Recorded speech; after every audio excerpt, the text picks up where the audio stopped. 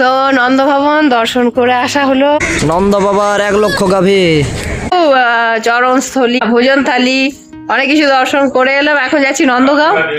আর যা রোদে চড়া রোদ বেরিয়েছে আর সব রাধে রাধে করছে। যাই হোক, এখন যাচ্ছি নন্দ ভবন দেখতে।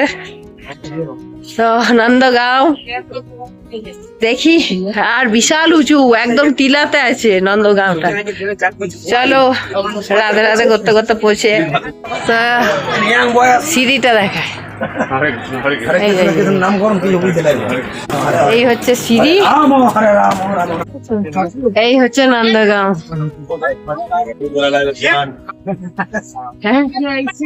জয় শ্রী রাধে। বিশাল বিশাল হাঁপিয়ে গেলাম। মা নন্দ বাবা যশোদা।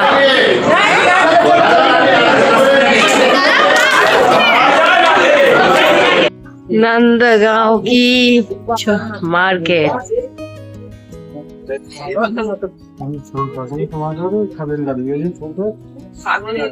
তো ফাইনালি চলে এলাম নন্দভবন, যেখানে আমাদের প্রভু ছোটবেলায় মা যশোদার সাথে হাজারো লীলা করে রেখেছে। আর সেই সমস্ত লীলা কথা চিন্তা করতে করতেই পৌঁছে গেলাম এত উঁচু টিলার উপরে এই নন্দভবন। ভেবেছিলাম হাঁটতে পারবো না, দেখলাম না, প্রভুর কৃপায় ঠিক পৌঁছে গেলাম।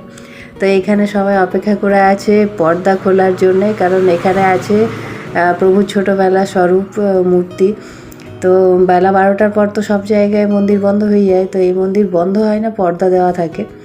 তো যাই হোক, এই হচ্ছে নন্দ ভবনের সেই সমস্ত বারান্দা, যেখানে মা যশোদা তার সখীদের সাথে মাখন তৈরি করতো।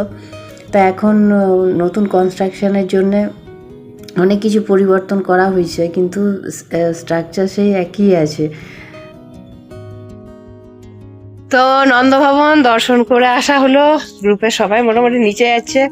আর আমার মেয়ের অনেক অনেক দিন ধরে বলছে ওর জন্য বাঁশি কিনে নিয়ে আসার জন্য। তো একটা ফ্লুট কিনলাম, কারণ শো পিস নয়, এটা বাজানোর বাঁশি।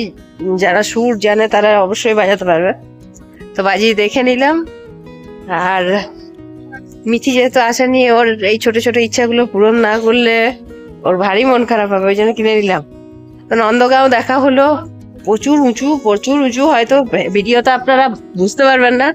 আর একদিকে আমি ক্যামেরা মাংকি পান্ডেগুলোর জন্য ভয়ে ক্যামেরা আর চশমার লুকিয়ে লুকিয়ে রাখছি।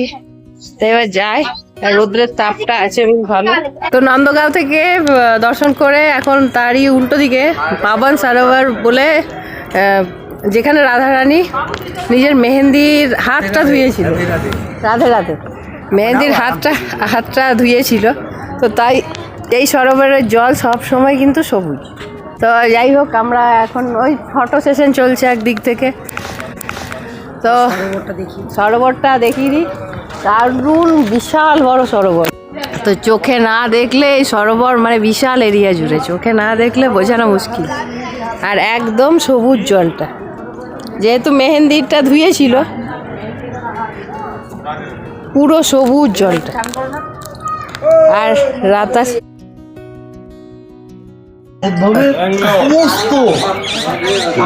তো এখন চলে এসেছি যাবট, মানে আমাদের রাধারানী শ্বশুর বাড়ি দর্শন করার জন্যে। তো এখানে রাধারানী বিয়ের পর এসেছিলেন, তো সেই জায়গায় দর্শন করতে এসেছি।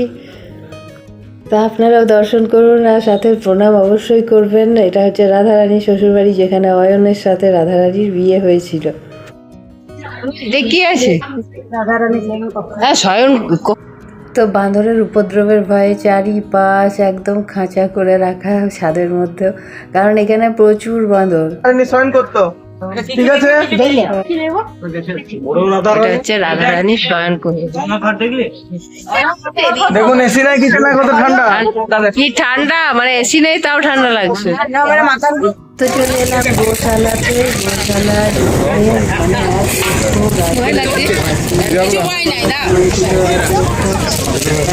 নন্দ বাবা ছিল 9 লক্ষ গাভী। তো যেখানে 1 লক্ষ গাভী এখন কোনো গোশালায় থাকা মানে বিশাল ব্যাপার।